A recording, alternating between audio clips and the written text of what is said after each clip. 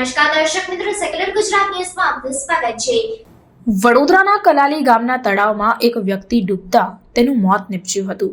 વડોદરામાં વિશ્વામિત્રી નદીના પાણી બધે ભરાયા હતા, ત્યારે કલાલી ગામનું તળાવ પણ નદીના પાણી માટે ભરાઈ ગયું હતું। ત્યારે કલાલી ગામમાં તરાપા મૂકવામાં આવ્યા હતા, જેમાં તરાપા પર સંદીપ નામનો યુવાન પાણીમાં નાહી રહ્યો હતો। તે સમયે અચાનક તળાવમાં પડી જવાથી ડૂબી ગયો હતો, જે બાદ ગ્રામજનો દ્વારા ફાયર બ્રિગેડ અને પોલીસને જાણ કરતા ફાયર બ્રિગેડના જવાનોએ ભારે જહેમત બાદ તળાવમાંથી મૃતદેહને બહાર કાઢી ઘટના સ્થળે અટલાદરા પોલીસનો સ્ટાફ પણ પહોંચ્યો હતો અને મૃતદેહને એસએસજી હોસ્પિટલ ખાતે પોસ્ટમોર્ટમ અર્થે મોકલી દેવામાં આવ્યો। સાથે સાથે આગળની વધુ તપાસ હાથ ધરાઈ છે।